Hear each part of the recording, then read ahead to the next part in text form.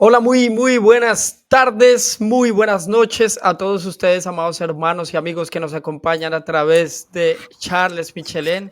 Es un privilegio enorme, gigante el poder tenerles aquí, esperando por supuesto que estén teniendo un tiempo de mucha bendición el día sábado.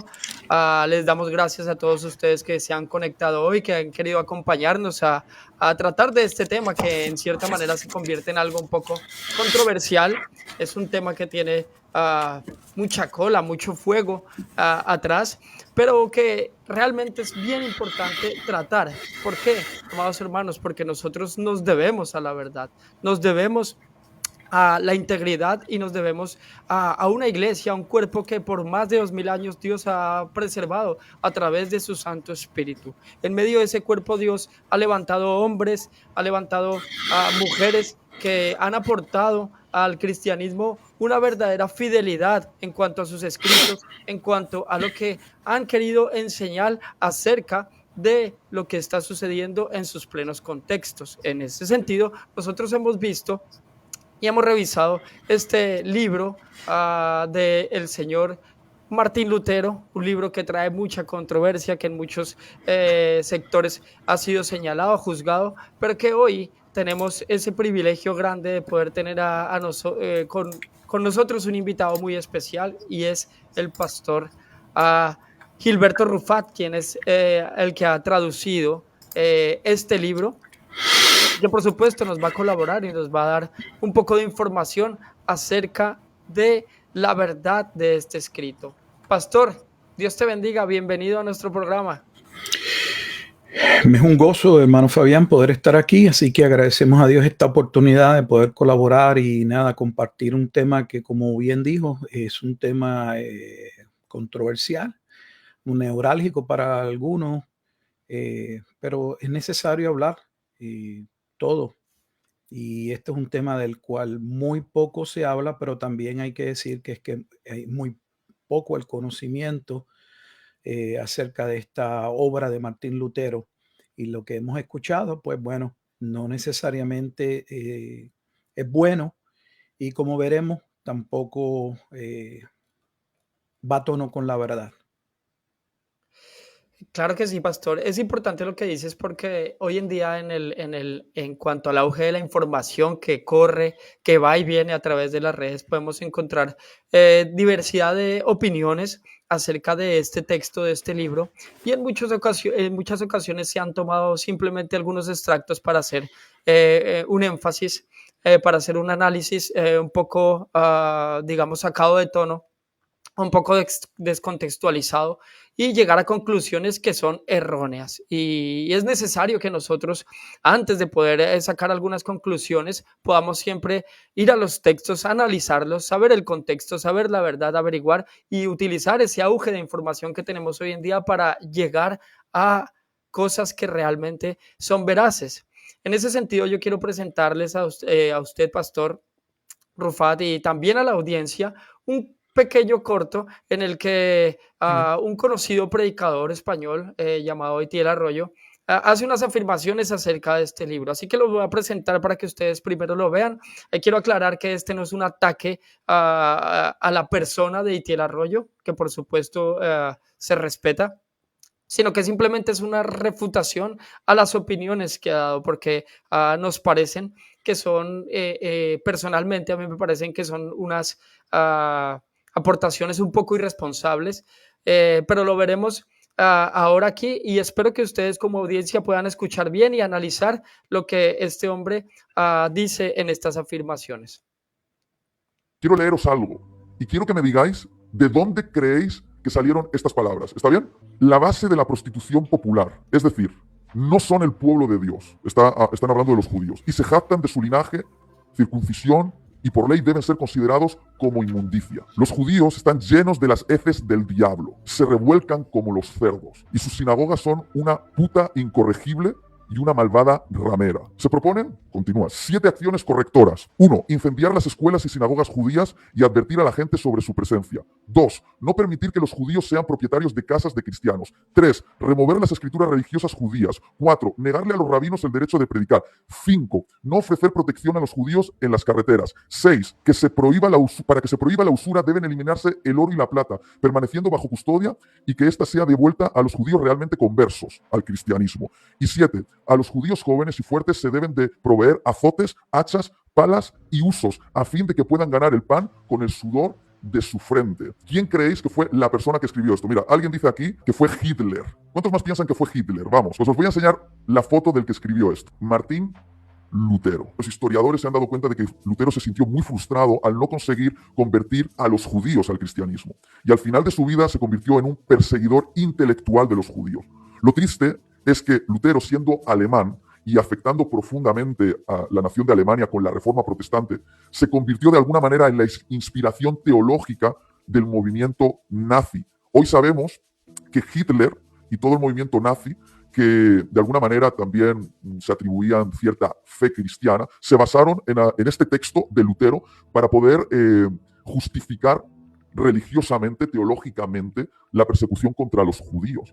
Y quiero decir esto porque muchas veces nosotros como evangélicos, que somos herederos de la fe protestante, creemos que a nosotros esto del antisemitismo no nos afecta porque tenemos banderas de Israel en la iglesia, cantamos algunas danzas hebreas, hay panderos, pero folclore judío no significa necesariamente que nuestra mente esté libre de este ataque diabólico, que es un ataque que enciende odio antisemita en nosotros. Pues bien, estas son las afirmaciones de este conocido predicador español, Itiel Arroyo, y me causa un poco de curiosidad que él dice que demasiados historiadores han descrito que Martín Lutero tuvo como cierta idea, cierta suerte de fracaso y de frustración, y es por eso que escribe este tipo de libros. Entonces, yo quisiera preguntarte, Pastor Rufat, ¿qué fue lo que realmente impulsó a Lutero a escribir este libro? Mire, hermano Fabián, yo no sé qué historiador es el que la persona que está hablando ha leído, pero aprovecho la oportunidad para decirle a la audiencia que debemos tener mucho cuidado con el contenido que usted consume. Estamos llenos de estaciones repetidoras. ¿Qué es una estación repetidora? Alguien que escucha algo y simple y sencillamente lo lanza sin investigar, sin ningún tipo de corroboración histórica. En ocasiones usted ve que algo se lanza y tomaría su tiempo el poder pues, leer ese libro o lo que fuese que se esté comentando. Y está todo el mundo comentando cuando uno sabe que la mayoría no ha leído el libro, no sabe de lo que se está hablando. Y simple y sencillamente, no sé si por ser novedosos, da la impresión de que saben, de que están al día, y se cometen muchos errores porque se repiten disparates, se repiten mentiras, y todavía más cuando la repetición de una mentira puede llegar a ser considerada por la audiencia como una verdad, porque si algo se está repitiendo, si lo dice esta persona y lo dice este otro académico, pues debe ser que llegaron a la misma conclusión. En ocasiones es muy interesante que cuando uno en el rigor de la investigación académica uno busca, pues no, sí, puedes tener 1000 personas a veces, ¿verdad? Estoy exagerando, repitiendo, pero cuando buscas una fuente, o sea, que uno cree que es que llegaron 1000 personas a la misma conclusión, no. Alguien estableció algo, se le dio credibilidad y se continúa repitiendo y todo el mundo cree que es que, oh, mira todos los académicos que llegan a la misma postura. Mucho cuidado con lo que escuchamos. A mí me parece, yo no estoy de acuerdo con sus palabras, me parecen unos comentarios totalmente irresponsables. Yo quiero entender, pues yo no lo conozco, que simple y sencillamente escuchó algo. La realidad es que si uno lee lo que leyó, eso está en el capítulo 11 del libro, de los judíos y sus mentiras, uno podría saltar a la conclusión de, wow, que Lutero, qué fuerte, qué palabras, y así sucesivamente. Pero vamos a colocar el contexto. Esto es una obra, Los judíos y sus mentiras, es una obra que Martín Lutero publica en el 1543, al menos ese es el año en que sale la obra. 1543, estamos hablando de mediados del siglo XVI. Martín Lutero inicia con un ferviente amor por entregarse a la conversión de los judíos, que primero habría que decir qué pasó en Lutero, porque la realidad es que Lutero en sus inicios buscó fervientemente la conversión de los judíos. Así que primero uno tendría que preguntarse qué ocurrió en la vida de Martín Lutero para que ahora esté respondiendo, haya escrito de la manera que haya escrito. No hay que inventarlo. El propio Martín Lutero en su obra, desde inicio, desde el primer capítulo, escribe por qué está escribiendo el libro. Entonces yo creo que uno puede estar en desacuerdo con lo que él escriba, pero uno debe poder dejar que el autor, que la persona que escribe el libro nos diga cuáles son sus razones si las dice con toda claridad. Yo estoy en el capítulo 1 y permítame citarles una porción de por qué Lutero escribe este libro para que ustedes lo escuchen con sus propias palabras. Este es el primer párrafo con el que inicia el libro. Y dice a mitad del primer párrafo, inicio la cita. He publicado este pequeño libro para que pueda encontrarme entre aquellos que se oponían a tales actividades venenosas de los judíos y que advertían a los cristianos que estuvieran en guardia contra ellos. En el tercer párrafo dice, no es mi propósito pelear con los judíos, ni aprender de ellos cómo interpretan o entienden las escrituras. Ya sé todo eso muy bien. Mucho menos me propongo convertir a los judíos porque eso es imposible. Porque ahora Martín Lutero dice que es imposible. Según el video que vimos, este pastor le han dicho, por supuestos historiadores que no sé quiénes fueron, que Martín Lutero lo que estaba era frustrado y que en su frustración se lanza en contra de los judíos. Eso es mentira. El propio libro presenta que la verdadera razón que lleva a Martín Lutero a rebelarse contra los judíos es el conocimiento de lo que los judíos en secreto y en sus libros más sagrados decían con relación a Jesucristo, a la madre, o sea, María, y así sucesivamente contra el cristianismo. Permítame ponerles en contexto parte de lo que Martín no entra en detalles en el libro, pero sí nos da base para entender qué fue lo que sucedió. Por ejemplo, en la página 87 del libro, Martín Lutero dice que en un momento dado 3 judíos se acercaron a él para descubrir un nuevo judío en mí, o sea, en él, porque Lutero se entregó por completo a buscar entender el idioma hebreo. Cuando se da la reforma protestante, uno de los problemas que encontraron los reformadores era que querían traducir las escrituras, pero traducirlas no de la Vulgata. Sabían que la Vulgata contenía y entendían que tenía errores. Querían traducirla directamente de los idiomas originales. El problema consistía en que el griego era mucho más fácil de aprender y de dominar, pero el hebreo, ni aun los hebreos, todos entendían el idioma hebreo. Entonces, Lutero se entrega también a su estudio del hebreo, y en ese estudio del hebreo con interacción con rabinos, Lutero va a empezar a poder leer sus escritos, tener acceso a sus escritos, y hay una obra que se escribe posterior a los judíos y sus mentiras, que sale unos meses después, que es una obra que si los judíos y sus mentiras casi no se conoce, pues esta obra todavía es menos conocida. Y me refiero a la obra que se titula Del nombre incognoscible de Dios. Esa obra del nombre incognoscible de Dios tiene que ver con las 4 letras del nombre hebreo de Jesús, y básicamente es una historia tergiversada de la biografía de Jesucristo, donde los judíos se mofaban. Era una obra para contrarrestar el cristianismo en los primeros siglos, y me refiero al Sefer Toldot Yeshú. Toledot Yeshú. Lutero lo va a traducir en esa obra. Está disponible en español, al menos, por lo menos en Lulu. Yo lo publiqué en español, ese libro. Y ahí pueden ver qué se dice sobre la persona de Jesucristo, como comenzando, por ejemplo, para que tengan por qué Lutero estaba tan enojado. María era una ramera, era una mujer casada que cometió adulterio, se acuesta o tiene relaciones sexuales con un vecino, que era un soldado romano, Joseph Pantera o Pandera. Queda ella embarazada siendo una mujer menstruosa. Y así sucesivamente, cuando Lutero ve las barbaridades que se dicen contra los cristianos, contra la persona de Jesús, estalla. La realidad es que estalla en cólera. Este individuo leía cómo se hablaba de heces, sin embargo parece que él no sabe que los judíos establecen y dicen que Jesucristo está en este mismo momento hirviendo en una caldera de excremento, entre muchas otras barbaridades.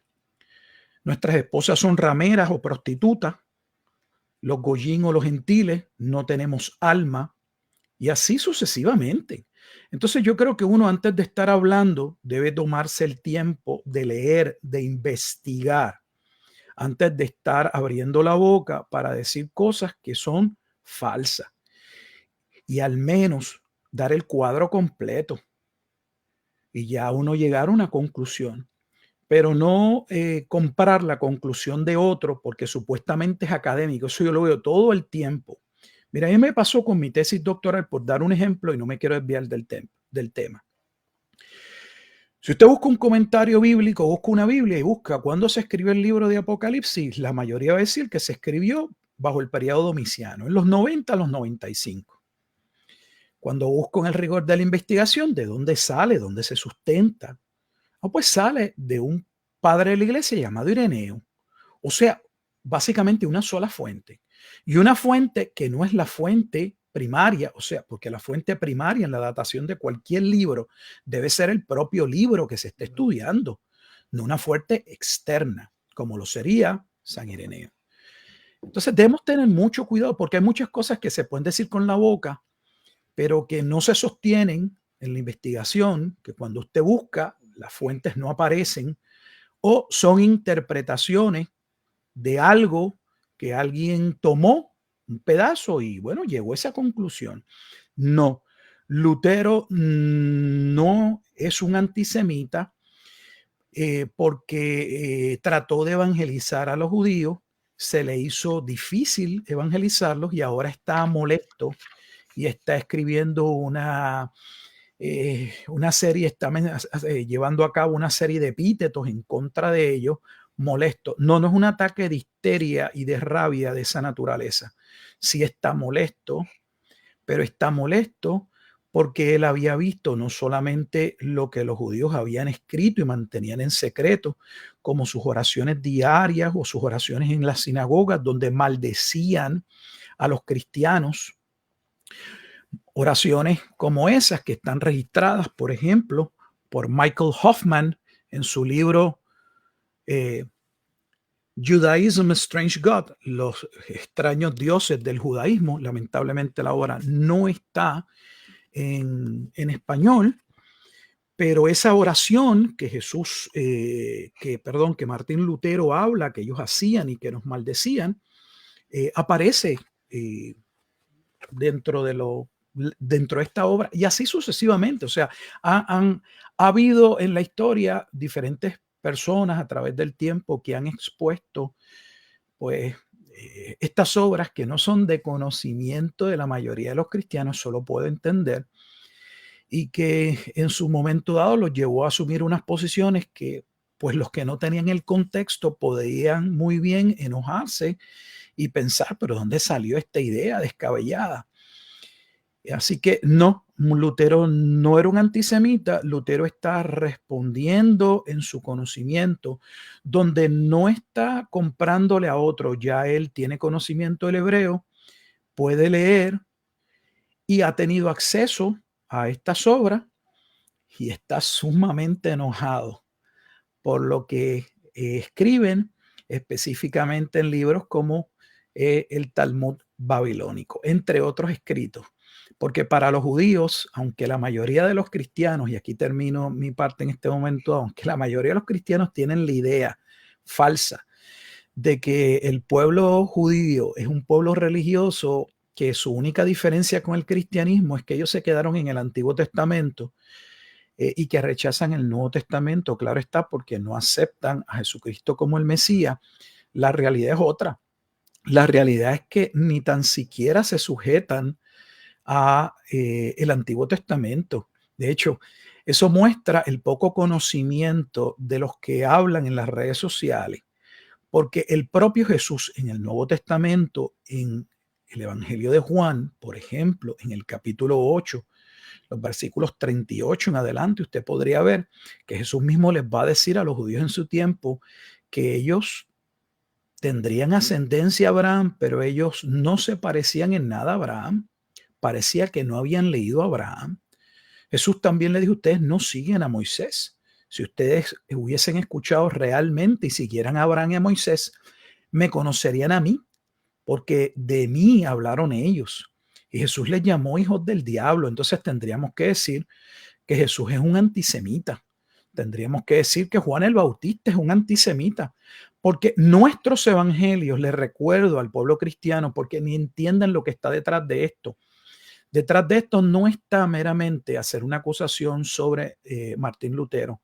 La verdadera agenda de muchos de estos comentarios, de los que los propician, de los que los inician, es que nuestra Biblia en muchos aspectos pueda ser censurada porque contiene información o declaraciones que son antisemitas, y eso es lo que está en juego.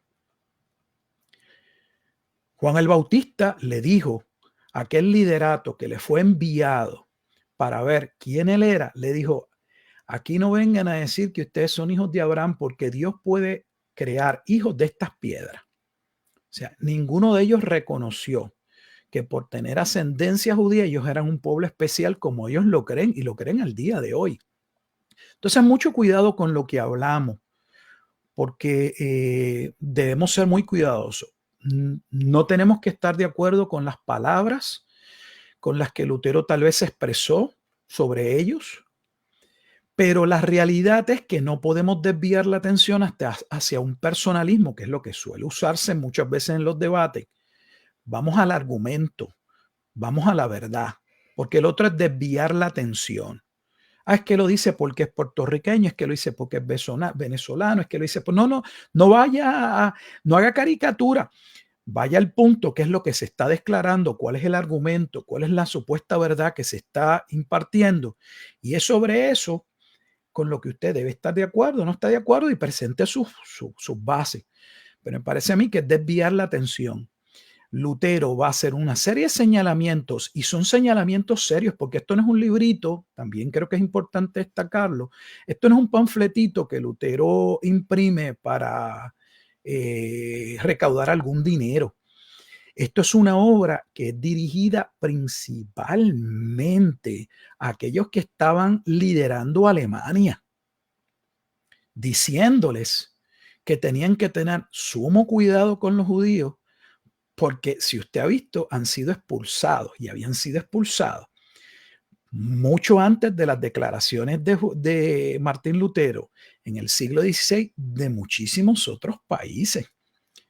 Entonces, Lutero no está encolerizado porque no logró convencer a los judíos. De hecho, eso es un disparate teológico. ¿Por qué? Porque Lutero sabía que solo los que son de Cristo creían en la predestinación, en la elección, y iban a responder. O sea, Lutero no cree que todo el mundo va a responder. Lutero no cree que él tiene el poder o la capacidad de convencer a la gente para venir a Cristo, porque eso ni tan siquiera es propio de su teología. O sea, que el que habla muestra que tampoco conoce el concepto teológico detrás del que está hablando. Entonces, es pura mentira, Fabián, pura mentira. En efecto, pastor, en efecto, creo que uno de los argumentos principales que también uno encuentra al hacer la lectura del libro es que Martín Lutero de una u otra manera siempre está, digamos, animando y motivando a sus propios hermanos en la fe. Muchas veces escribe en algunos párrafos, de hecho lo tengo aquí. Esto quería decirlo la página 48. Bueno, no sé si es la 48 porque tengo la versión de web, ¿verdad?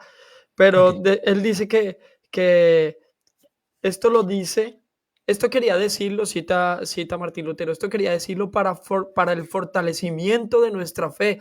Y una y otra vez está repitiendo esto en los capítulos. También está Sí, este argumento apologético, él lo hace es con así. esa motivación. También al mismo tiempo está motivando a sus hermanos a que se fortalezcan de este ataque, del pensamiento religioso judío o también de pensamientos filosóficos, porque también en un segmento del libro incluye los pensamientos filosóficos de Platón, por ejemplo, incluye las ideas de los italianos. Así que aquí podemos ver en este punto de vista que hay un gran error. Yo creo que es un gravísimo error el que comete Itiel Arroyo al nombrar, decir, esto es contra los judíos, porque está haciendo una generalización, cuando Martín Lutero ni por su mente pasa una guerra étnica, digamos, una guerra racial, sino que es un argumento apologético que contrasta directamente con estos hechos que tú escribías, como lo que describen ellos en el Talmud y describen ellos en sus creencias religiosas. Así que no era un ataque étnico, ni por supuesto, ni que se le pase a alguien por la cabeza. Tampoco era un ataque cultural, sino que era algo apologético, respectivamente y objetivamente, contra la religión y los argumentos, como bien nos lo acabas de explicar, contra los argumentos de estos judíos, en esencia del judaísmo religioso, y también, en cierta manera, en la parte cultural, en cuanto a la usura y en cuanto a los negocios que tenían que ver, también algunos judíos, utilizando, por supuesto, eh, este medio que ellos tenían de poder llegar a las personas y poder engañar con su cantidad de mentiras, como bien los describe el título del libro, de los judíos y sus mentiras. Por otro lado, es bien importante lo que tú dices y quisiera, con mucho respeto, a sentar una base aquí con unas cortas diapositivas que quiero mostrarles a todos ustedes aquí. Como bien el pastor lo decía, ah, no era antisemita Lutero. La definición de la RAE nos dice que aquel que es antisemita es alguien que muestra una hostilidad o prejuicios hacia los judíos, su cultura y su influencia. Por otro lado, es importante, pastor, que tengamos en cuenta, por ejemplo, cómo se acuña este término del antisemitismo. Y, por ejemplo, uno de los primeros que acuñó este término es este periodista alemán, Wilhelm Mark, el cual fundó la organización Liga Antisemita e introdujo la palabra antisemita en el léxico político de la época, ¿verdad? Pero hay algo bien importante y es un punto que tú tocaste anteriormente, y es que hoy en día podemos ver cómo se puede conjugar y llevar a un extremo las definiciones, y tenemos que tener en cuenta los conceptos para poder responsablemente hablar de las cosas tal cual como son. El predicador Itiel Arroyo hablaba acerca del antisemitismo generalizando muchas cosas. Pero ahora vamos a ver una cosa que es bien interesante para todos los oyentes que nos están escuchando, y es la definición de antisemitismo de la Alianza Internacional para el Recuerdo del Holocausto, la IHRA, pues en sus siglas en inglés. Ellos definieron el 26 de mayo del 2016, los 31 países miembros de esta organización adoptaron la definición práctica, que entre comillas, digamos, jurídicamente no vinculante, entre comillas lo vuelvo a decir, de antisemitismo. Ellos dicen que el antisemitismo es una cierta percepción de los judíos, generalizando, que puede expresarse como el odio a los judíos. Las manifestaciones físicas y retóricas del antisemitismo se dirigen a las personas judías o no judías, y o a sus bienes y a las instituciones de las comunidades judías y a sus lugares de culto. ¿Y por qué es tan importante esta definición? Ya lo vamos a ver aquí, hermanos, y quiero que ustedes presten atención porque esto es bien interesante. Uno de los ejemplos que da la organización para demostrar cuáles son algunos de los ejemplos contemporáneos de antisemitismo se observan en la vida pública, en los medios de comunicación, en las escuelas, en el lugar de trabajo y en la esfera religiosa, y teniendo en cuenta el contexto general, podrían consistir en las siguientes. Desde luego ellos tienen un listado grande, pero tomé solo este punto que para nosotros nos concierne al cristianismo y es el siguiente: usar los símbolos y las imágenes asociados con el antisemitismo clásico, por ejemplo, las calumnias como el asesinato de Jesús por los judíos o los rituales sangrientos para caracterizar a Israel o a los israelíes. Aquí lo que nos están diciendo es que nosotros, si hablamos, si decimos que los judíos fueron los que asesinaron, por ejemplo, a nuestro Señor Jesucristo, eso es una muestra de antisemitismo. Y como bien lo decías anteriormente, esto puede llevar a un extremo de ¿qué? De poder censurar nuestra Biblia. Y muchas personas que apoyan estas ideas, como el pastor Eitil Arroyo, que tal vez quiero pensar yo que no es algo a propósito y que de alguna u otra manera sinceramente está equivocado. Quiero pensar que no es así, pero realmente lo que está haciendo apoyando este tipo de antisemitismo que vemos aquí con esta definición es que nos censuren la palabra de Dios. Básicamente es eso. Aquí yo voy a demostrar una cosa.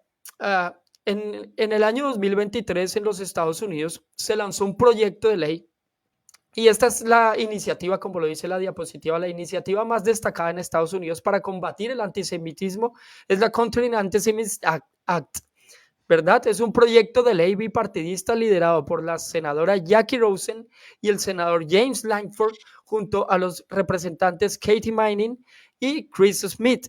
Este proyecto propone una estrategia integral para abordar el aumento de actos antisemitistas en el país. Y quiero que presten ustedes atención, amados hermanos, porque esto no es una coincidencia, no es una coincidencia. Entre sus principales medidas se incluyen, ¿qué se incluye? La implementación de políticas basadas en la definición de antisemitismo de la Alianza Internacional para el Recuerdo del Holocausto.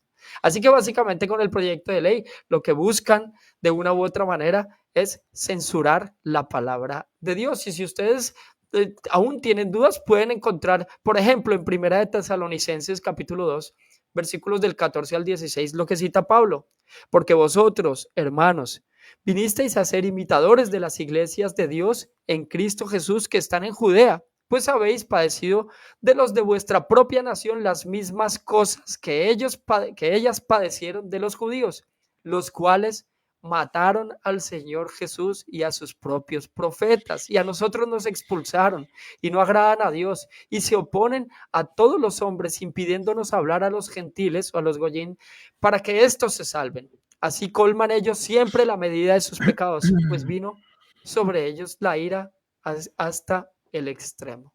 Así que básicamente con este proyecto de ley, si nosotros empezamos a apoyar esta definición o este concepto de lo que es el antisemitismo del día de hoy, estaríamos yendo en contra de nuestra propia creencia, de nuestra propia fe, porque sería alimentar el momento, alimentar y dar argumentos para que nos censuren la palabra de Dios y no nos permitan a nuestros líderes, a nuestros predicadores y a nuestras personas en la común fe, a nuestros hermanos, predicar la palabra de Dios y presentar la palabra de Dios como nuestra herramienta, como es bien sabido, es la presentación de Dios mismo a través de su palabra.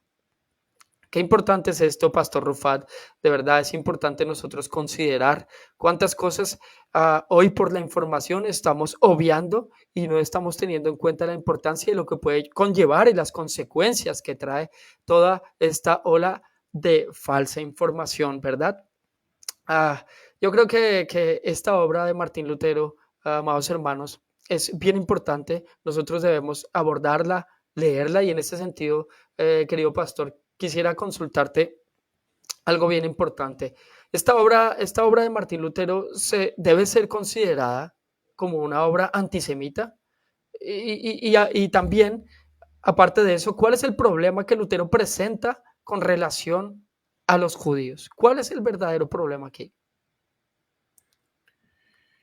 La realidad es que la obra es una múltiple. Por un lado, tiene los aspectos históricos de lo que estaba ya viviendo Alemania y lo que habían vivido otros países, especialmente el dominio judío en la usura, que los caracterizó en muchas ocasiones para su expulsión, entre otros aspectos. Se quedaban con el comercio y a través del comercio y los préstamos poder manejar asuntos o forzar asuntos de índole político en diferentes lugares. También está la parte apologética que presentaste, entre otros aspectos. Yo creo que la obra debe ser leída para ver,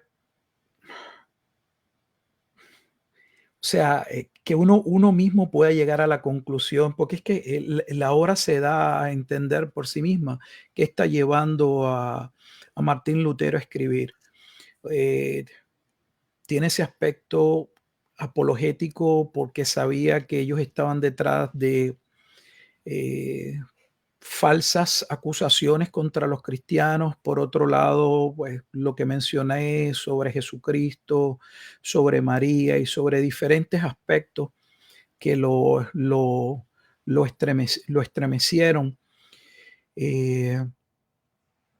Sin duda alguna, es una obra dura, yo no digo que no, y lo es en el lenguaje. Yo cuando la leí la primera vez, me chocaron sus palabras en ocasiones, la manera en que se refiere. Claro, uno podría justificar parte de este lenguaje diciendo que en ese tiempo a veces se suscitaban debates y se hablaban de perro y se hablaban de muchos, se decían nombres que hoy nosotros no nos atreveríamos tal vez a decir de manera pública y menos escribirlo en un libro público, tal vez en algo acalorado entre dos personas. Y podríamos no estar de acuerdo con eso, pero lo que Lutero está escribiendo y lo que Lutero escribe en ese libro no es una mentira.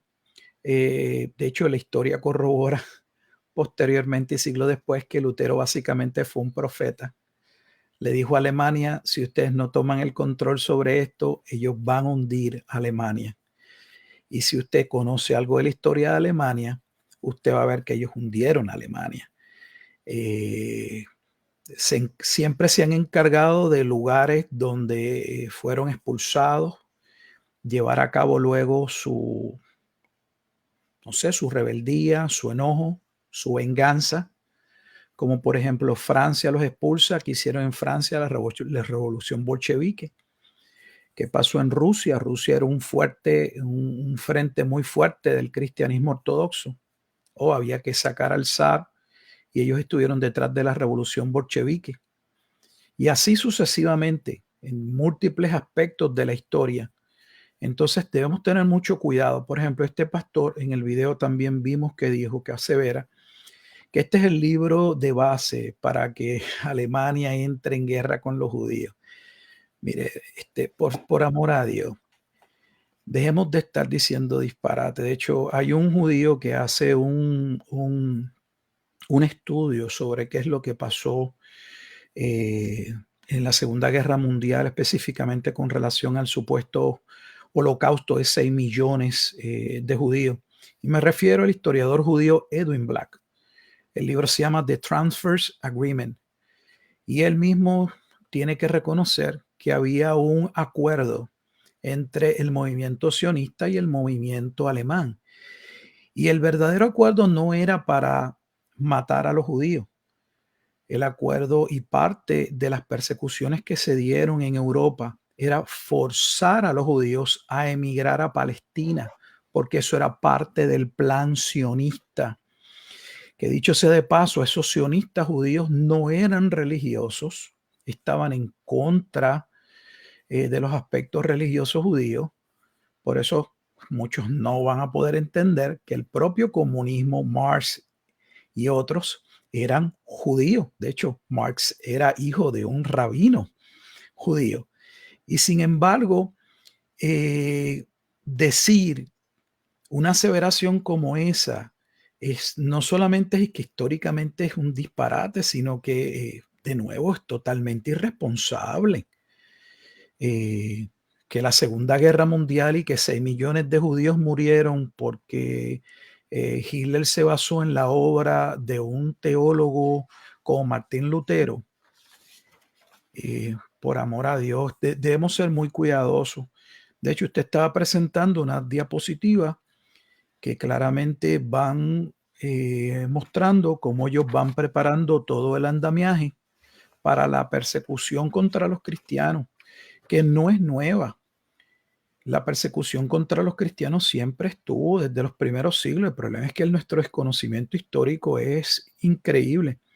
Por ejemplo, hay historiadores que entienden que la persecución, una de las persecuciones más violentas y sangrientas en el primer siglo contra los cristianos, que es la que se lleva a cabo del año 64 al año 66 por causa del gran incendio de Roma, donde alegadamente Nerón culpa a los judíos de ese incendio.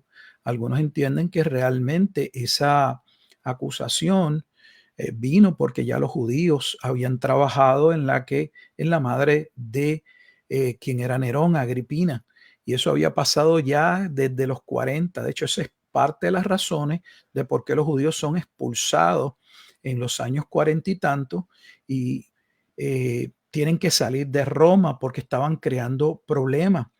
Entonces han estado detrás. De hecho, hay autores, como hay un autor mexicano, un padre mexicano, que escribió un libro que también muy poco conocido. Yo lo publiqué en español. No es que no estuviese en español, pero estaba en español. El complot contra la iglesia. Esta es otra obra muy importante donde se habla de cómo ellos estuvieron aún en el primer siglo detrás de cada una de las persecuciones que hubo contra los cristianos, cómo no logran a través de la madre de Nerón controlarlo totalmente, pero luego le colocan a un amante, Popea, y así sucesivamente. Entonces, Lutero no se está inventando nada. Por ejemplo, este es un libro de la Universidad de Princeton. El profesor Peter Schaeffer escribe un libro que se llama Jesus in the Talmud, Jesús en el Talmud.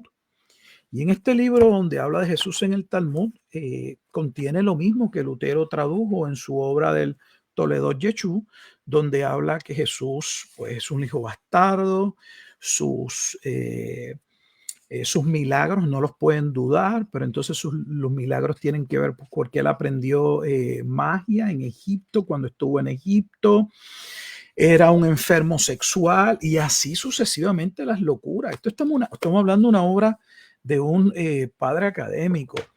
El padre Pranaitis también se publicó en español, el Talmud desenmascarado. Esta es otra obra que muchos deberían considerar su lectura. La obra del historiador Federico Rivanera Carles, El judaísmo desenmascarado, donde aquí menciona una y otra vez, esto es una americana que hizo tremendo trabajo de investigación, The Plot Against Christianity, básicamente más o menos el mismo título de la obra de Maurice Pinay, El complot contra la iglesia, donde ella va exponiendo en este libro pues, todas las atrocidades que los judíos han venido diciendo. O sea, la Segunda Guerra Mundial no la provocaron los cristianos, no la provocó un teólogo llamado Lutero. Eso es totalmente falso, eso es no conocer la historia.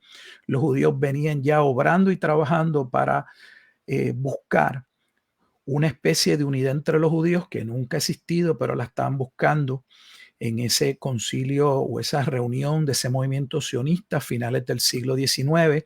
Y aunque se elaboró el llevar a los judíos a otras partes del mundo, se entendía que la única manera en que la parte religiosa podía unirse y era necesaria tratar de unirlos y no se querían unir, era asociándolos nuevamente o asociando aquel movimiento a las raíces históricas en Palestina. Entonces había que ver cómo se llevaba, se forzaba la emigración de los judíos a Palestina. Nadie quería ir a Palestina porque los judíos estaban cómodos en los países en los que estaban viviendo, como estaban muy cómodos en Alemania. De hecho, si hubo un lugar que trató muy bien a los judíos y que alcanzaron cosas que no alcanzaron en otros países, fue Alemania. Por eso es que siglos después los alemanes se van a enojar cuando descubren que la derrota que han tenido en la Primera Guerra Mundial y lo que va a traer esa derrota, puesto que Alemania se le va a imponer básicamente que tiene que pagar monetariamente el daño de la Primera Guerra Mundial. Y cuando ellos se enteran que detrás de la pérdida de Alemania de esa guerra estaban los judíos, pues no se imaginará el cólera, el coraje que había detrás, porque entonces muchos de estos países los veían como personas que no, quienes lo recibían decían, no entendemos cómo les permitimos estar aquí, les permitimos tener una vida con nosotros, progresar y luego entonces nos destruyen. Así que tenemos que tener mucho cuidado, pero más allá de toda esta cuestión histórica, creo que el punto más importante es el que usted acaba de destacar en términos de que todo lo que hay detrás de esto es preparando el escenario y lo van preparando y la iglesia se tiene que preparar porque los malos de la escena en el tiempo en el que estamos viviendo es la iglesia de Jesucristo, no es otra. Entonces estamos colaborando y estamos aceptando no una culpabilidad porque no la tenemos. La realidad es que si alguien puede probar que lo que Lutero dijo fue una mentira, pues entonces que lo pruebe. Yo no he visto a nadie que lo pueda probar. Que usted esté en desacuerdo con las expresiones, cómo Lutero se refiere a los judíos, yo lo puedo entender. Pero yo también puedo entender su enojo, porque esta persona le enoja que Lutero diga lo que dice contra ellos, pero parece no entender lo que los judíos dicen contra los cristianos. Eso debería usted enojarlo de la misma manera. Su hipocresía de hacernos creer que podemos juntarnos como hoy el llamado ecumenismo, donde la Iglesia Católica ha sido totalmente ya infiltrada y donde lo que quieren es llevarnos a nuestro hermano mayor, según ellos, y nuestro hermano mayor es el judaísmo. O sea, el plan es que las tres religiones antiguas o principales del mundo, entiéndase el judaísmo, el cristianismo y el islam, se fusionen en una, pero teniendo como base o regresando a la base, y la base es el judaísmo. Amén. Entonces, pastores, edúquense por amor a Dios y dejen de estar diciendo cosas que no son, y mucho menos. Yo no creo, yo quiero pensar que ese pastor no está tratando de pararse en cámara para hacer un live y tener, no sé, cierta audiencia, porque está quien lo hace. A mi juicio, por cómo lo vi, me da la impresión, pero es un juicio solamente de criterio, que me puedo equivocar, que, bueno, escuchó algo, le afectó y piensa que es un mal testimonio para el cristianismo, pero debió haberse dado la tarea de investigar más a fondo antes de lanzar un video de esa naturaleza, haciendo acusaciones o confirmando las acusaciones que son totalmente falsas. Por ejemplo, déjame verme aquí. Tengo aquí cerca 2 libros que quisiera mostrarme. Este historiador, Lenny Brenner. Este es un libro muy censurado. El sionismo en la era de los dictadores. Si ustedes miran en la portada, voy a tratar de pegarlo. Eso es una moneda. Eso es una moneda histórica. Si ustedes ven en la parte al frente, está el símbolo de la supuestamente estrella de David, que no es ninguna estrella de David. Y en la parte de atrás está el símbolo que la suástica, símbolo nazi. Suástica. Eso es parte del acuerdo que se dio de la Unión Sionista Alemana en la Segunda Guerra Mundial. El libro de Edwin Black, disculpen que me mueva de la cámara. Este es el libro, The Transfers Agreement, y el historiador Edwin Black, judío.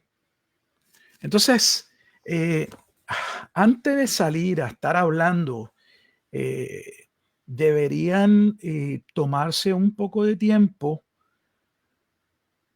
de investigación para no estar diciendo cosas que no se sostienen, que no son verdaderas. Así que mucho cuidado. De hecho, en el libro Los 50 Mesías judíos, ¿qué tal usted dice 50 Mesías judíos? 50 Mesías judíos. Aquí hay un capítulo muy interesante que forma parte de lo que Lutero dice en la página 87 del libro que yo publiqué. Yo tengo 2 libros, uno que salió en Amazon, el que salió en Amazon que ya no se puede comprar. Ese es esta carátula. En ese libro de los 50 Mesías, en el capítulo 16, tiene un capítulo sumamente interesante. Escuchen el título, está en inglés, lo voy a traducir. El rabino que se convirtió en experto del Mesías. ¿Y quién es ese rabino? Ese rabino no es nada más y nada menos. A ver si tengo el libro por aquí. Que Manasés ben Israel. Escribió un libro a finales del siglo XVII que se llama La Esperanza de Israel, donde los judíos se convierten en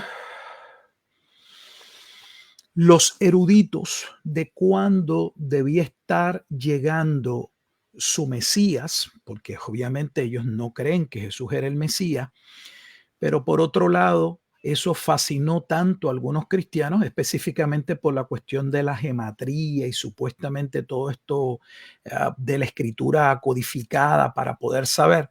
Y ellos decían que el judío debía llegar a finales del siglo XVII. Y Manasés ben Israel escribe este libro, y es el rabino que está detrás, donde encuentran supuestamente las tribus del norte que estaban perdidas y que eran necesarias que se supiese dónde estaban para que se pudiese dar la segunda venida de Jesucristo. Hay una obra muy importante, también yo la publiqué, está en inglés, está en español, estaba publicada anteriormente, pero es muy difícil luego conseguirla. Yo la publiqué, de Alexander McCollum. El título se llama El Talmud probado o por las escrituras. Miren esta obra.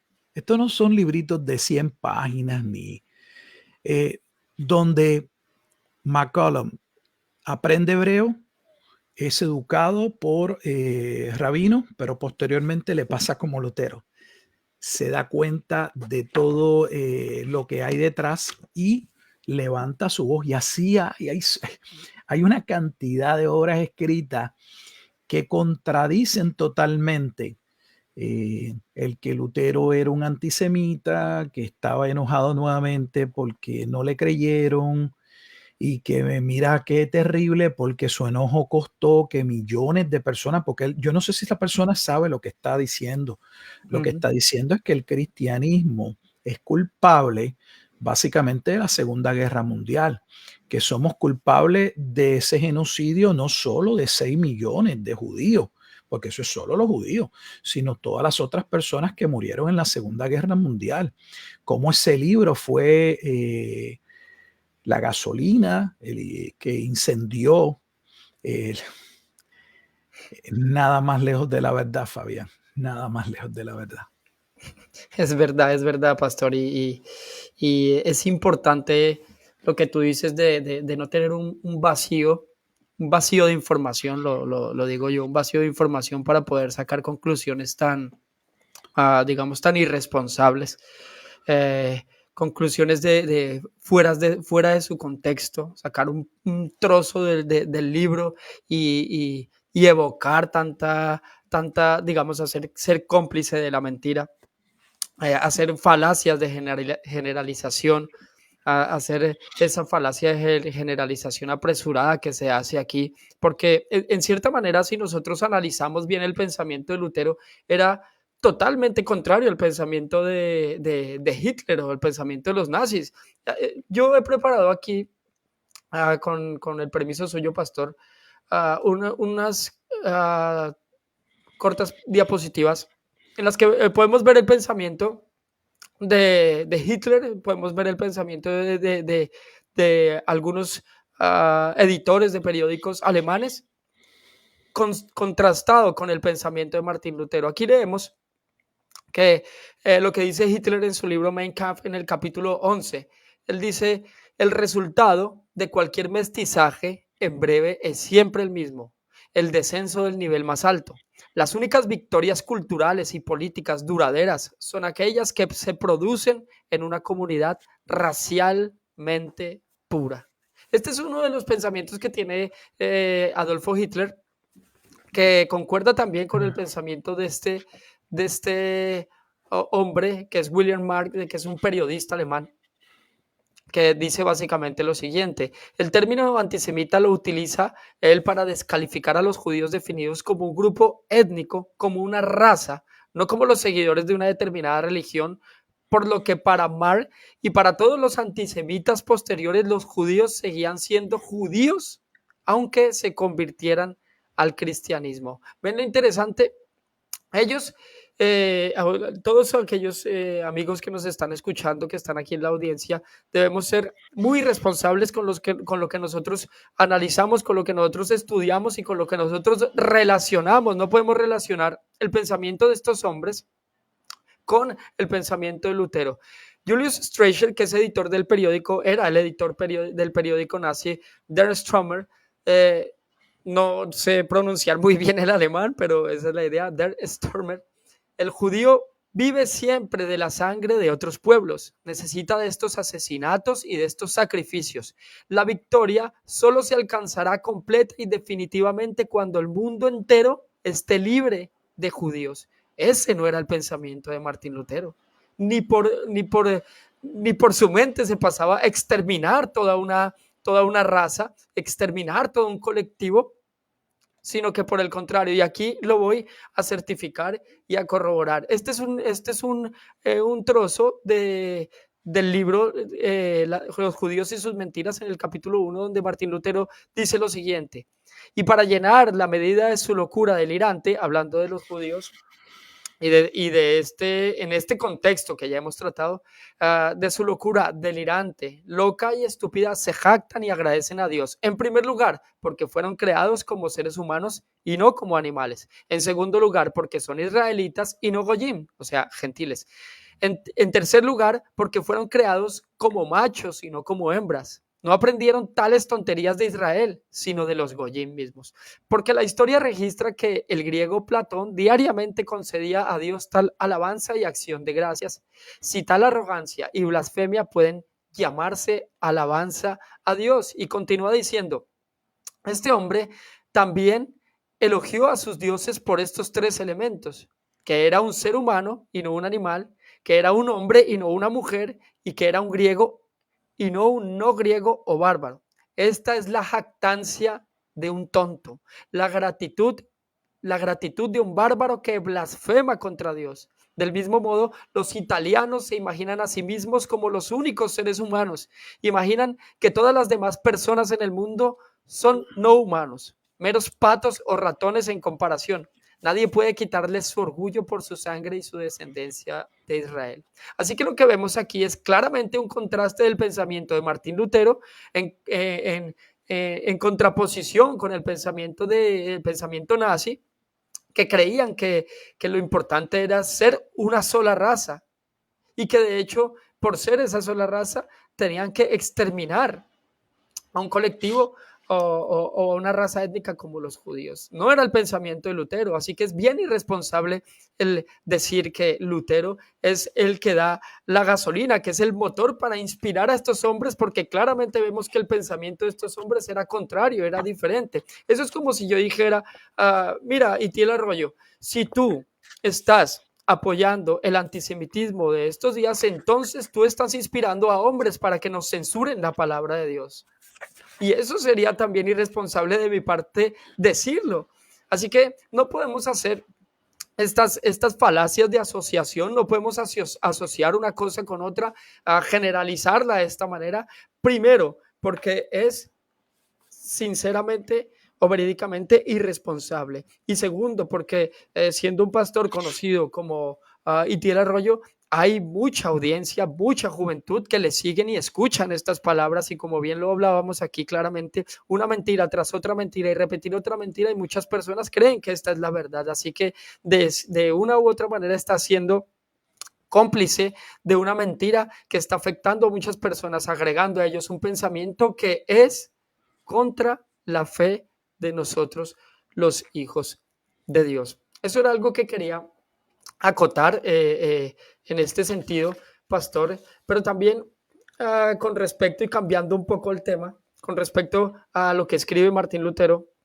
En el libro vemos que él en su defensa apologética tiene algunos argumentos muy serios, muy fuertes. Yo creo que al leerlo veía que estaban muy bien fabricados los argumentos. Por ejemplo, él habla del argumento de la sangre y el linaje en el capítulo 1, en el capítulo 1 también habla acerca de la circuncisión y da sus argumentos fuertes contra este tipo de pensamiento.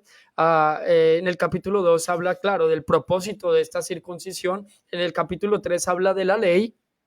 Y estos argumentos él empieza a refutarlos uno por uno. Pero en el capítulo 4 llegamos a algo bien importante y es lo que yo quiero preguntarte a ti, pastor, en este momento. ¿Cuáles son las profecías que Lutero usó para destacar que los judíos estaban equivocados con relación a Jesucristo? Porque aquí ya entra en el capítulo 4, después de dar todos estos argumentos, con el argumento más importante, que es el Mesías. ¿Cuáles son esas profecías que Lutero usó para destacar que ellos estaban equivocados, pastor? Muy bien, voy a responder a ello, pero creo que es importante también mencionar, no creo que lo haya mencionado, que la razón por la que Lutero va a llevar a cabo estas medidas que se menciona y que leyó esta persona en el video, responden a el Antiguo Testamento. O sea, Lutero está pensando nuevamente en el cristianismo, en Alemania, y entiende que si Alemania permite esa idolatría, permite que los judíos continúen destruyendo, minando su sociedad, eso les iba a traer el juicio, así como los judíos también en sus días pasaron por juicios por no haber destruido aquellos altares, aquellas culturas que tenían dentro de ellos pues pensamientos diferentes. Martín está pensando tiene en mente, no la destrucción, no es que está pensando que hay que aniquilar, pero Lutero tiene en mente cuando el pueblo va a entrar a la tierra prometida y está muy consciente de que Dios le ha dicho al pueblo de que no se debe mezclar, de que deben tener mucho cuidado en dar paso y terminar adorando otros dioses.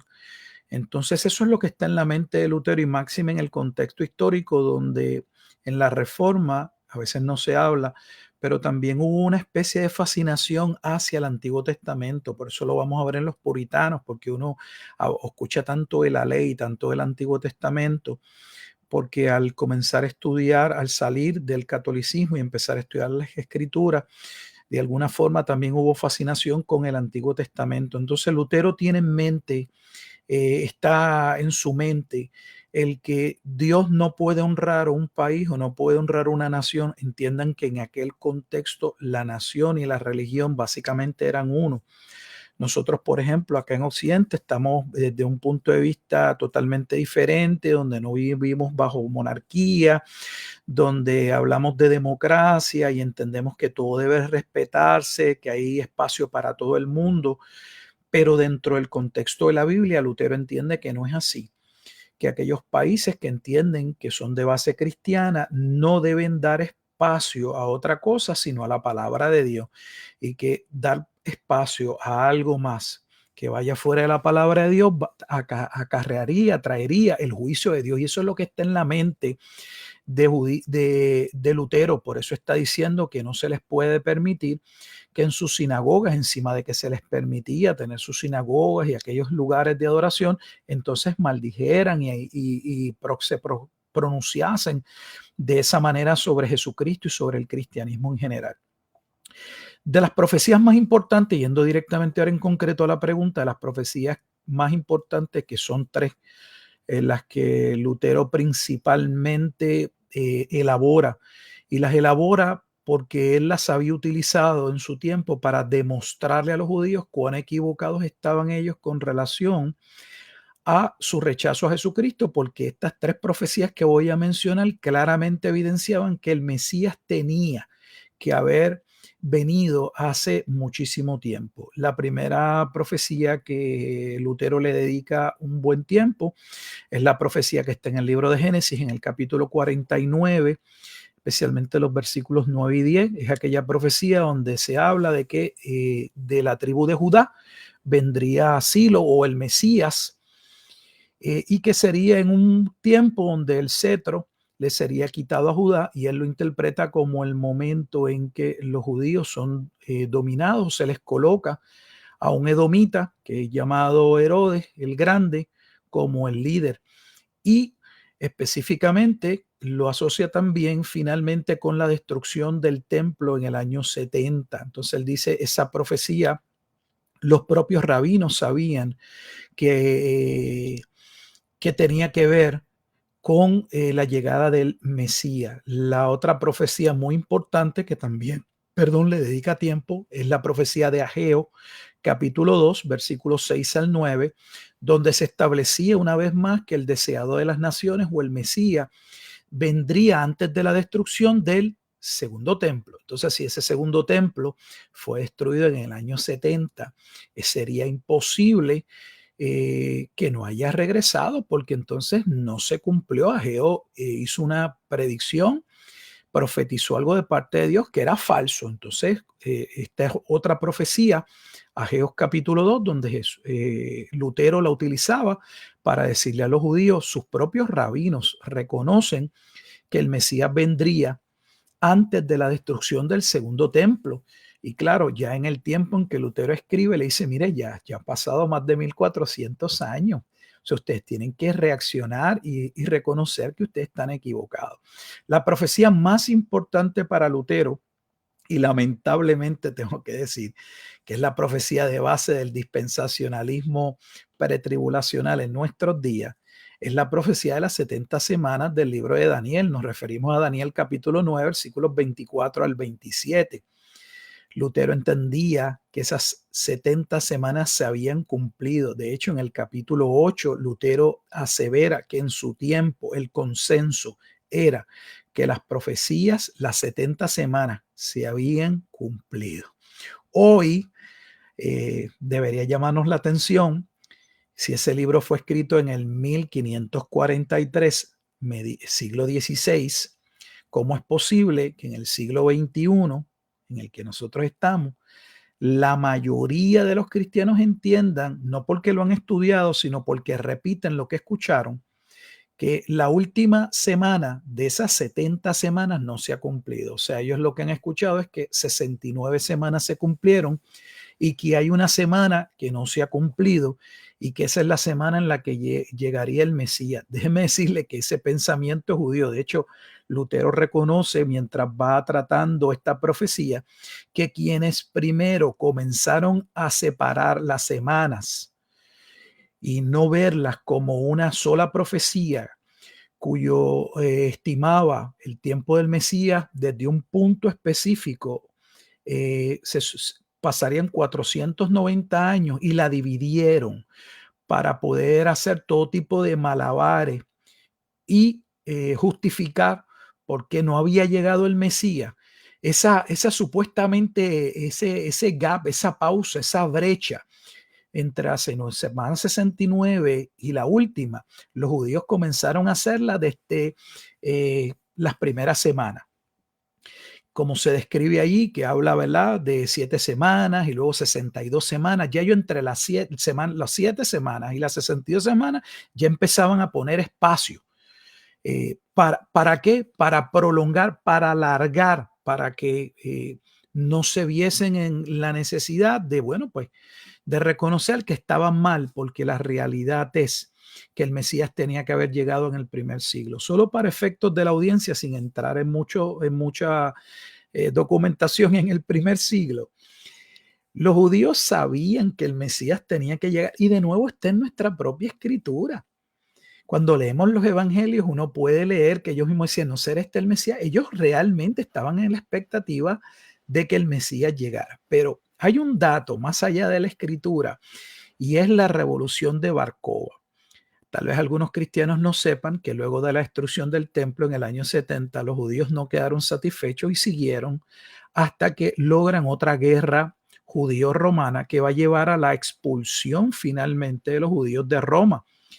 Y donde el rabino Akiva, un rabino muy importante en el primer siglo, sabiendo que el Mesías debía aparecer conforme a las escrituras, va a forzar y va a escoger una persona y lo va a señalar como el Mesías.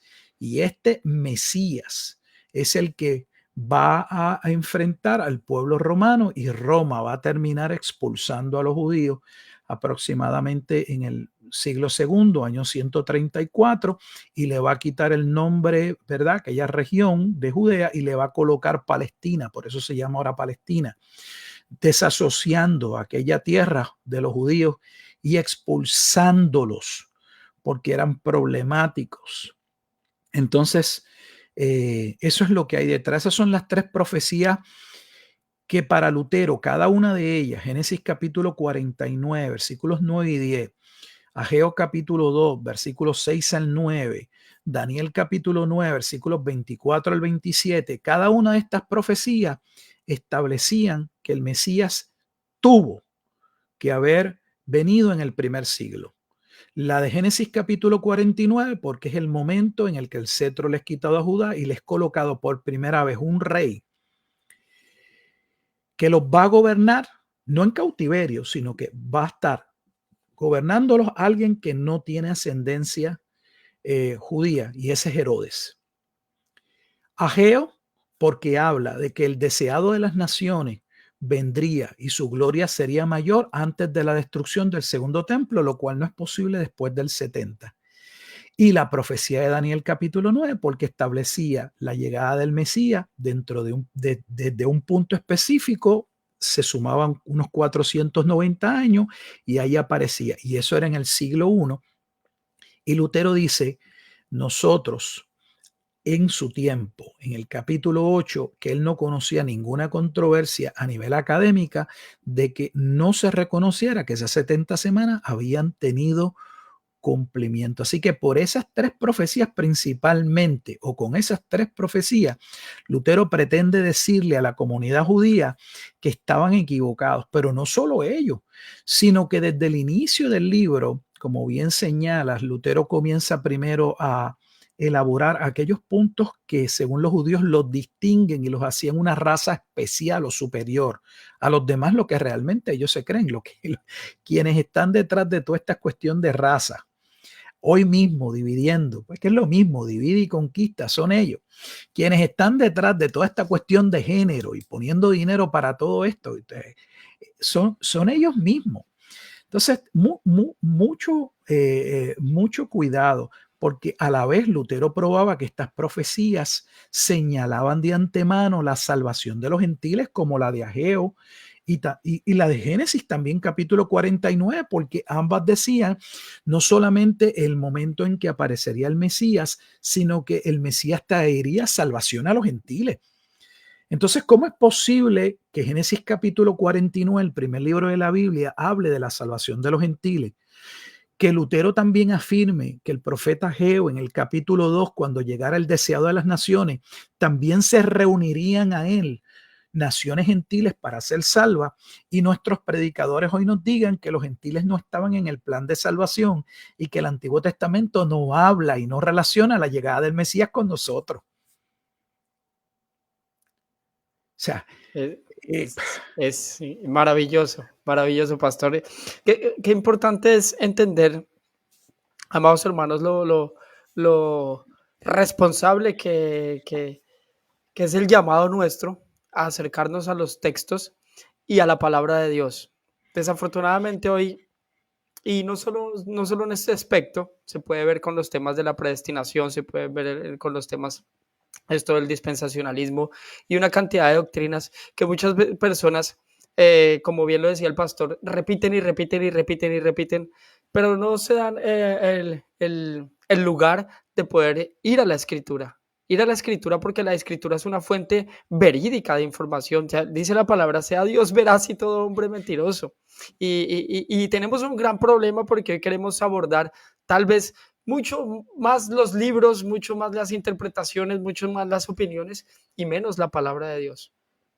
Hoy se ha olvidado algo como es la analogía de la fe y hemos ahora tenido una analogía de la información de otras personas, pero no de la información que nos da el Espíritu Santo a través de su palabra. Y qué importante es que nosotros tomemos conciencia de esto porque realmente nosotros somos responsables y somos vamos a ser responsables delante de Dios el día del juicio, porque la palabra dice que que vamos a ser juzgados por cada una de las palabras que salieron de nuestra boca.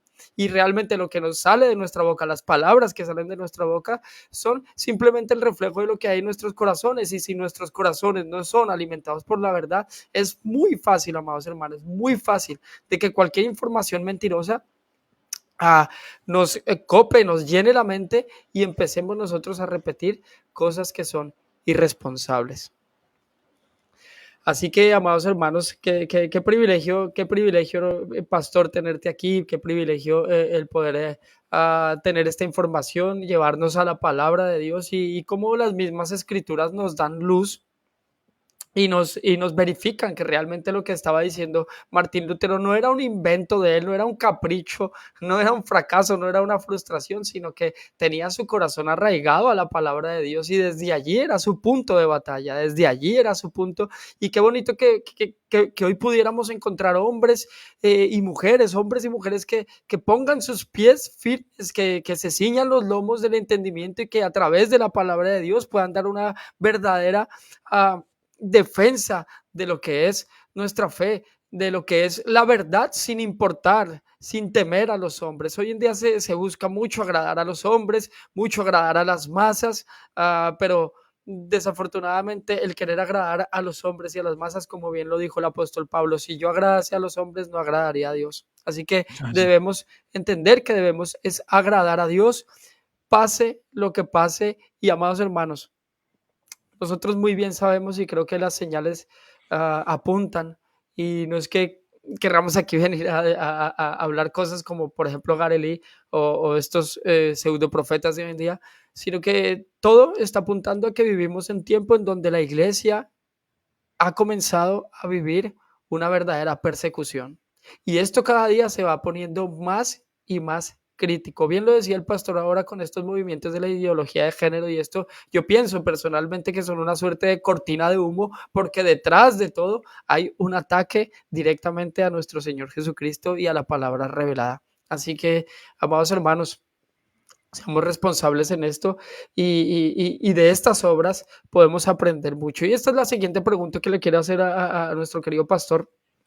Creo que yo ya para ir cerrando un poco el programa por causa de que no quiero abusar más de su tiempo, ¿qué podemos nosotros aprender de esta obra? ¿Deberían los cristianos leer lo expuesto por Lutero?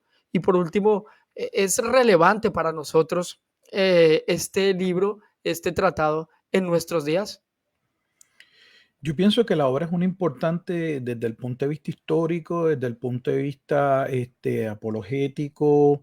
Yo la primera vez que me acerco a esta obra me acerco para mi investigación de tesis, o sea, eh, llego a ella buscando información y digo, wow, pues hay una obra donde Lutero toca la profecía de las 70 semanas y me sorprendió, nunca había escuchado la profecía de las 70 semanas por Lutero como se desarrolla aquí, y mucho menos en un libro que tenía el título que tenía, Los judíos y sus mentiras. Así que llamó mi atención, me ayudó muchísimo Creo que Lutero presenta unos argumentos poderosísimos en los primeros capítulos, específicamente, por ejemplo, cómo trata la cuestión de la circuncisión. Cómo Lutero prueba, por ejemplo, que en Génesis capítulo 17, cuando Dios instituye la circuncisión, claramente está identificando que el pueblo no era un pueblo especial, sino que estaban perdidos, porque le está diciendo a Abraham, todos los hombres, o sea, los que van a ser mi pueblo, necesitan todos ser circuncidados. Entonces Abraham no tenía nada especial, todos debían circuncidarse.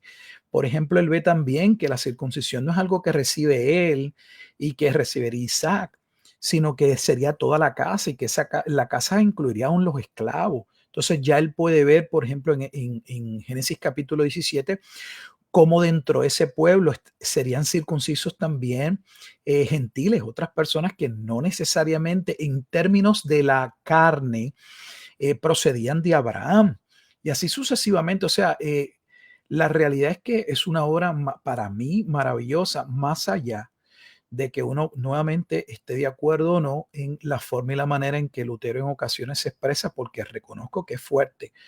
Pero la realidad es que el contexto es totalmente diferente al nuestro, y muchas cosas que Lutero dice podrían ser no entendidas por nosotros, porque vivimos, por ejemplo, nosotros, yo puedo hablar de donde yo vivo, en esta parte del hemisferio occidental, donde yo vivo en Estados Unidos, y lo único que desde que nacimos en nuestro contexto es en una democracia, donde es un valor la libertad, donde todo el mundo tiene derecho a hablar, opinar, donde todas las religiones deben ser respetadas de la misma forma y manera, pero la realidad es históricamente que eso no ha sido así siempre, y que dentro del pueblo de Israel las ordenanzas y mandamientos que Dios le dio en el Antiguo Testamento, Dios no les dijo que establecieran una democracia en Canaán. Le digo, allá hay 7 naciones que se han revelado que son abominables y que yo las voy a destruir, y yo los voy a usar a ustedes como instrumento de castigo contra esas 7 naciones. Ustedes van a entrar y los van a destruir. Lutero tiene eso en mente. Lutero tiene en mente que la vida del pueblo, tanto en los que entrarían como en las futuras generaciones, dependía de que ellos cumpliesen a cabalidad con la palabra de Dios. Y Lutero está aplicando eso a su día en la Alemania, y lo que está pensando: si nosotros los alemanes vamos realmente a servir a Dios, tenemos que servir a Dios de todo corazón, y no podemos permitir que abiertamente nosotros permitamos que personas blasfemen y hablen mal del nombre de Jesucristo, del cristianismo. Eso es lo que Lutero tiene en mente. Lutero no está hablando de exterminarlos, de matarlos, ni nada por el estilo. Eso no es lo que Lutero está diciendo. Lutero está diciendo: le hemos dado asilo, le hemos dado lugar, y mira lo que han hecho. Es como si usted le permite a una persona estar en su casa, se quede en su casa, y luego quiere mandar en su casa, y le hable malo en su casa, y denigre a su esposa y sus hijos. Y Lutero, eso no se les puede permitir. Punto, no se les puede permitir. Y volvemos a lo mismo. Y usted podría estar en desacuerdo, tal vez en las medidas, pero debe tomar las medidas que Lutero está hablando a la luz de la escritura que Lutero tiene en mente. Y Lutero no estaba procurando, no solicitó que Alemania persiguiera a los judíos y los exterminara. Eso es falso. Así que la obra vale la pena leerla, totalmente leerla. Y máxime en estos últimos años, donde todas las últimas revoluciones, y lo he dicho públicamente y lo diré, pasa que tenemos un cristianismo tan y tan ignorante, no solamente de la escritura, sino de muchos aspectos. Desde la guillotina en Francia, donde sus propios escritos establecen que ellos comenzaron su proceso de emancipación, de liberarse del cautiverio de las naciones gentiles. Todas las revoluciones, lo que yo he leído, en todas, lo que me he documentado, en todas ellos están. Para que usted entienda de lo que estamos hablando, porque esto es muy serio y yo sé lo que estoy hablando. Usted sabía, por darle un dato, que el comunismo básicamente es de base hebrea y que quienes estaban detrás del comunismo son ellos. ¿Ustedes saben cuántas personas han muerto solo por el comunismo? Entonces ellos tienen que tener un trato especial porque en la Segunda Guerra Mundial, aparente y alegadamente, los persiguieron y mataron 6 millones de judíos. ¿Y qué pasa con todos los otros países o naciones que perdieron millones y muchos más?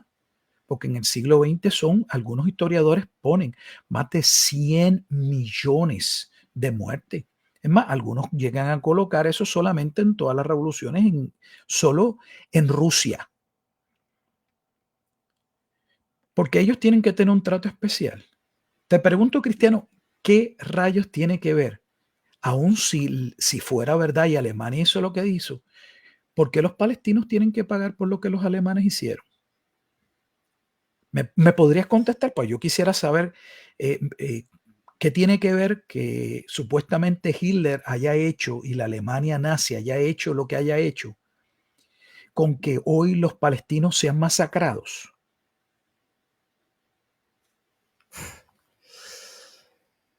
Wow. Hermano, de verdad, no estamos hablando de opiniones, hermano Fabián. Hay cosas que podemos diferir y de hecho nunca los cristianos hemos estado de acuerdo en todo. Pero esto no se trata de una conversación sencilla, no sé, de gastronomía entre si un hamburger es una hamburguesa es de carácter, no sé, más nutritiva que un pedazo de pizza. No estamos hablando de cosas, no son cosas triviales y de hecho esas tampoco no lo son. Estamos hablando de cosas que afectan la vida de las personas, nuestra seguridad, nuestra libertad.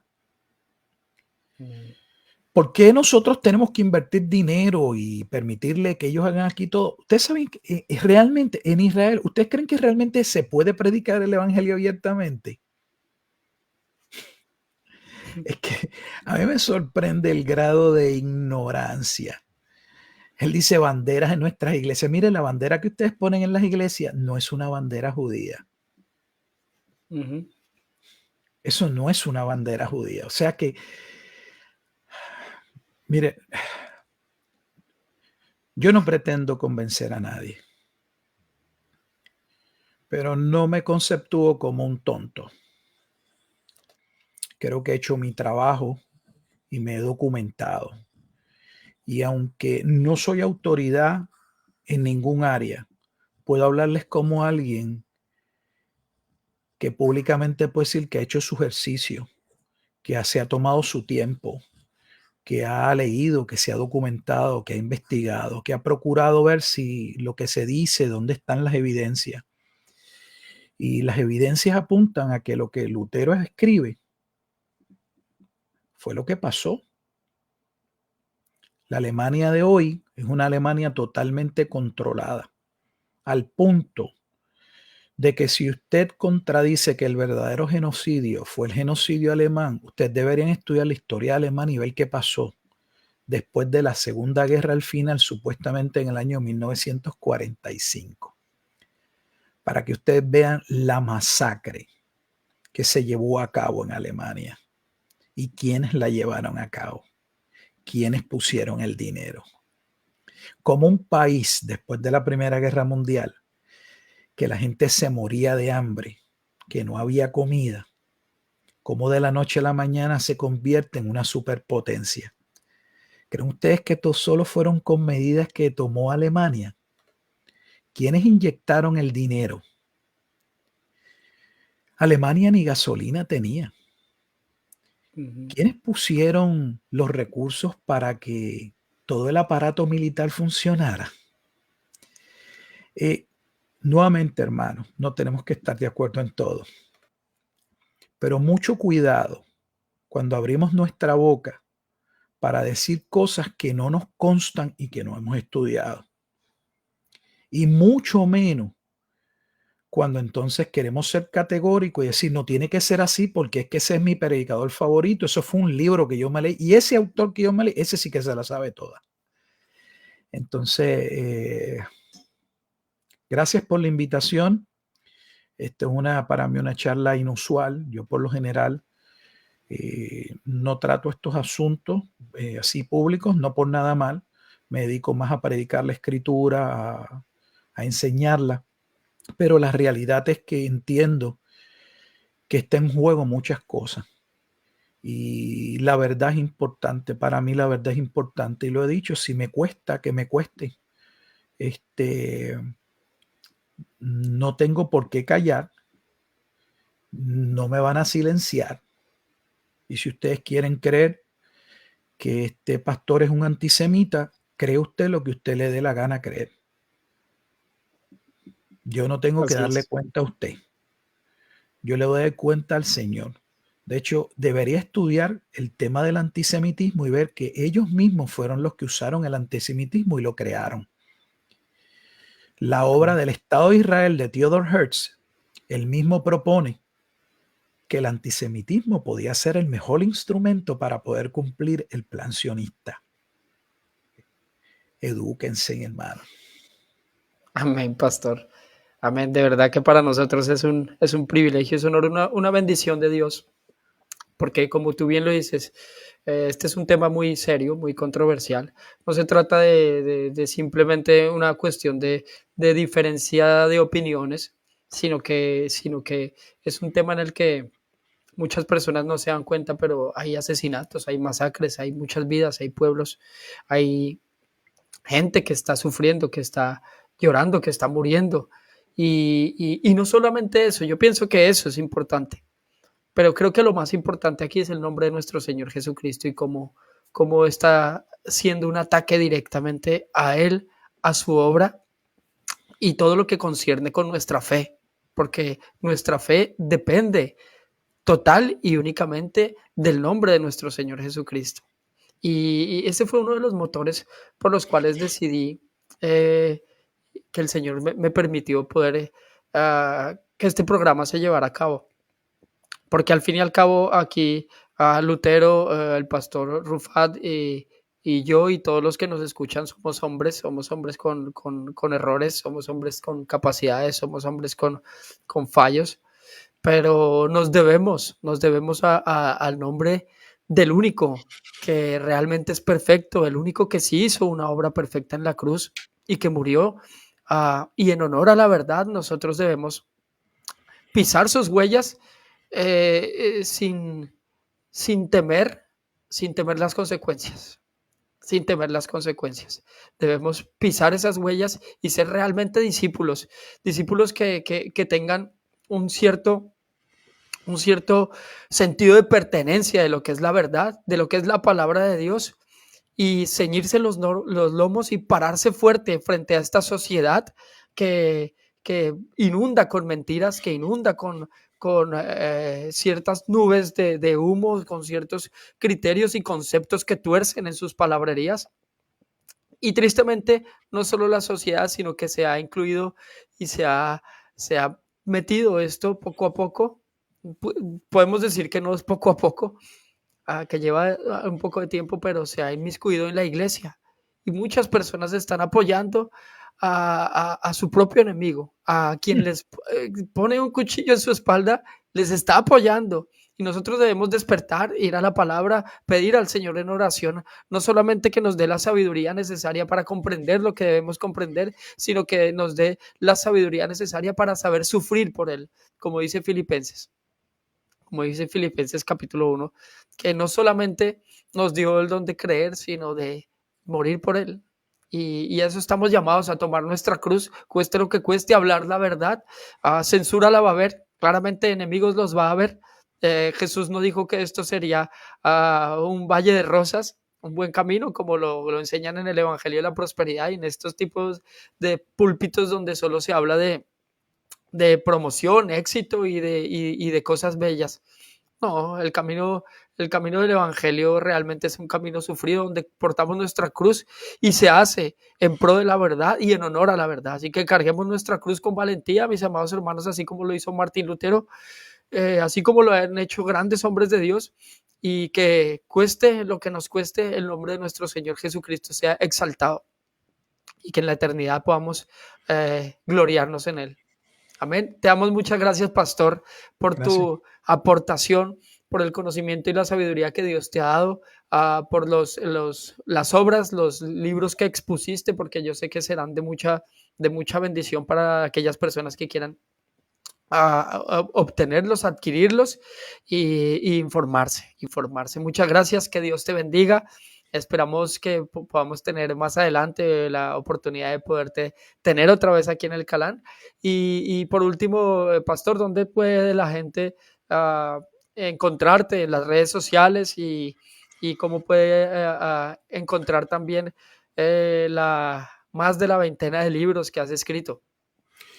Mira, la verdad es que no me dedico a hacer como tal videos en las redes sociales. Básicamente lo que nosotros hacemos como iglesia es que publicamos nuestros estudios bíblicos y nuestras predicaciones, y si gustan poder verlos y si pueden ser de edificación a su vida, pueden buscarlos como Pastor Rufat. A veces aparece como Pastor Rufat o como Reformado 365. Allí pueden ver, hay una serie de estudios por libro, y los libros, la mayoría de ellos están publicados en Amazon, y hay otros que Amazon no me permite publicarlos, como este libro de Lutero, Los judíos y sus mentiras, y El nombre incognoscible de Dios, el Tetragramatrón. Ese otro libro sobre el nombre de Dios, muy importante, que es donde Lutero, no lo hace en Los judíos y sus mentiras, saca cuáles son las obras que él tradujo que le enfurecieron. Está en ese segundo libro, que se desarrolla o se publica unos meses después de Los judíos y sus mentiras. Estas obras están en Lulu. Se escribe así, Lulu, en Lulu. Es una casa publicadora, y ahí está, bajo Gilberto Miguel Rufat, están otras obras, una vez más, que Amazon no me permite poder publicar abiertamente.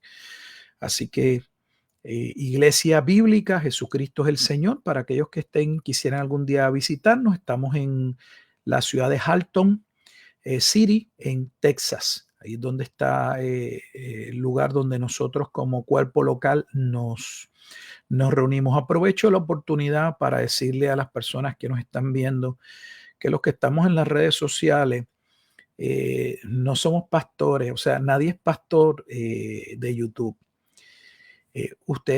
Cada creyente debe tener una iglesia local y debe congregarse. Así que yo les animo a que busquen un lugar donde puedan congregarse. Reconocemos que hay lugares donde no hay iglesias bíblicas, lamentablemente, y donde en ocasiones hay grupos de cristianos que tienen que comenzar orando, se reúnen esperando que Dios les traiga provisión y que se pueda levantar un hombre de Dios y un pastor. Eso ha pasado a través de la historia en muchos lugares y lo entendemos. En los lugares donde hay iglesias accesibles, pues trate de buscar una congregación y reunirse. Mientras tanto, si no la hay, eso no le quita el que usted no busque. Usted, si es posible, reunirse con otros hermanos para tener comunión. Yo no creo que eso sea algo que esté mal. Eso en ocasiones es necesario. Así han comenzado muchísimas obras. Así que, pero necesitamos unirnos a un cuerpo local. Lo digo porque a veces veo que en las redes sociales hay personas que creen que a los seguidores que ellos tienen, o sea, si es el que tiene el canal, cree que los seguidores son sus feligreses y que él es el pastor de ellos. Yo no pretendo ser el pastor de ovejas que no son mis ovejas. Yo como pastor local tengo unas ovejas allí locales, y esas son las ovejas que principalmente yo me debo. Si nuestros estudios le pueden ser de bendición, gloria a Dios, pero no estamos buscando reemplazar a su pastor. Su pastor es su pastor y su iglesia es su iglesia. Y si su iglesia no es bíblica, pues entonces usted debe orar y buscar moverse. Pero creo que eso es importante, porque hay personas que lo que están buscando son seguidores. Yo no estoy buscando seguidores. Yo soy solo un hermano en Cristo, un discípulo, que por la gracia de Dios ha sido salvo y que Dios me llamó a compartir su palabra. Eso es lo que trato de hacer, y hacerlo con los dones que Dios me ha dado, las capacidades que Dios me ha dado, sabiendo que no soy una obra acabada, y que, como muy bien dijo nuestro hermano Fabián, pecamos y todavía no somos todo lo que debemos ser. Así que no convierta a ningún hombre en autoridad. No los convierta, por amor a Dios. La autoridad es la Escritura. Por eso estamos tan mal. Pablo corrigió a la iglesia de Corinto y le dijo, no, aquí los problemas se tienen que acabar ya. Eso de que un grupo de Pedro y un grupo de Pablo y un grupo de Apolo, aquí se ha acabado eso de los grupos. Aquí la autoridad es la Escritura. Apolo se debe a la Escritura, Pablo se debe a la Escritura, Apolo se debe a la Escritura, todo el mundo se debe a la Escritura, porque la autoridad máxima sobre la cual se debe adorar a Dios y se deben juzgar todos los aspectos de la vida es la Biblia. Y se debe interpretar esa propia Escritura a la luz de la Escritura, porque aunque le llamamos un libro, no es un libro, es una colección de libros. Y tenemos 66 libros que se correlacionan, que arrojan luz uno del otro y que guardan una congruencia y consistencia, no entrando en contradicción. Entonces interpretamos la Escritura con el principio de analogía de la fe, dejando que la Biblia, los pasajes oscuros o difíciles, sean interpretados a la luz de los más claros. Así que no quisiera irme sin decir eso, porque es importante, porque hay personas que están usando estos medios muy bien para informar, pero hay otros que brillan por su ausencia, y vamos a dar cuenta de todo lo que hacemos, tanto como muy bien dijo el hermano Fabián, de lo que decimos, de todo. Y Dios conoce realmente nuestras intenciones. Podemos engañar a la gente, pero a Dios no lo engañamos.